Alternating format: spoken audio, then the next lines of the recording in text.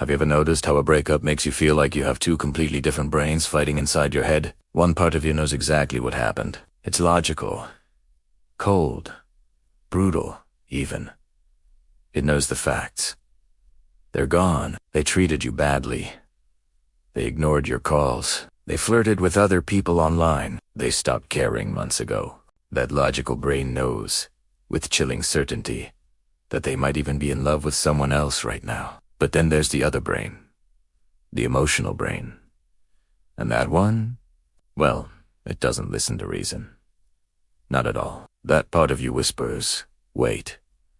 Remember that night in New York when they held your hand and swore they'd never leave? Remember that summer road trip when they looked at you like you were their whole world? Remember when they cried about how lonely they were in school and all you wanted to do was protect them forever?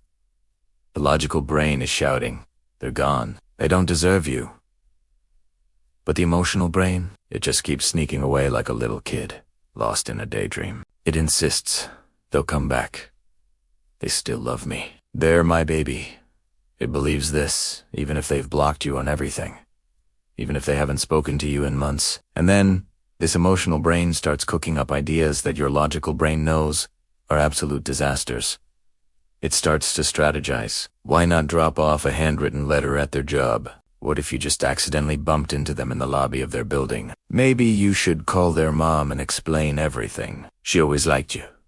Why not send one last, long, desperate email, pouring your heart out? Each time one of these ideas pops up, the logical brain throws a bucket of ice-cold water on it. No.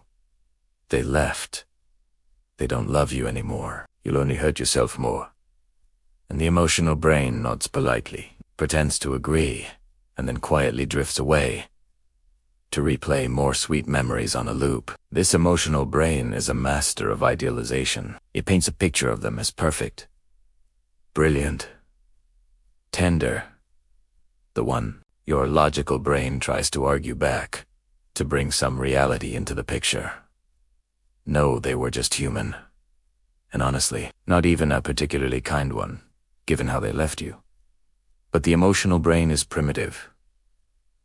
It's childlike. It simply cannot accept that love, once a promised, could just vanish into thin air. It's like a loyal dog waiting by the door for an owner who will never, ever come home. Or like a small child who believes, with every fiber of their being, that mom or dad must come back, no matter what anyone says. And here's the wild thing. This same emotional, primal part of the brain is what major belief systems have tapped into for centuries. Some people wait for a savior to return. Others wait for their ex to text them back. The stories are different, but the emotional wiring is exactly the same. It's a profound, deep-seated hope against all odds. Eventually, though, the logical brain realizes that the emotional brain is running the whole system into the ground. You can't sleep.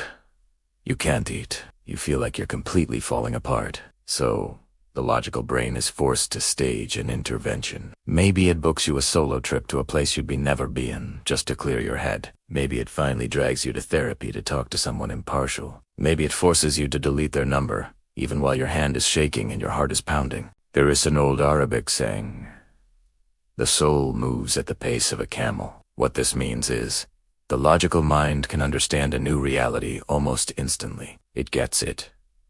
But the emotional mind, the soul, it takes its time. It travels slowly across a vast desert of grief. It can take months. Sometimes it takes years. But over time, something does shift. The emotional brain starts to quiet down. The storms of longing still come, but they're less frequent. They don't last as long. A fragile truce begins to form between the two brains. The logical brain might say, "Fine, you can keep a tiny candle burning for them in a corner of your heart, if you really want to. But can we also maybe grab dinner with someone new? Can we at least just look at a dating app for 5 minutes? The truth is, Sapari, you might always love them, but that love won't own you forever." Memory, as powerful as it is, eventually weakens. New interests, new friends, and new experiences take over. You will wake up one day and realize that several hours have passed without you even thinking of them. And slowly, gently, your emotional brain starts to heal. But the logical brain will carry a scar. It will be more cautious, from now on. It will never forget how dangerous love can be. That it's beautiful. Yes, the most beautiful thing in the world, but also that it is capable of wounding us like nothing else ever can. So, I have a question for you. Which brain is running your life right now? The logical one that knows the truth, or the emotional one that just won't let go? Drop your answer in the comments below. And if this video hit close to home, please hit the like button. Share it with a friend who might need to hear this, and subscribe for more.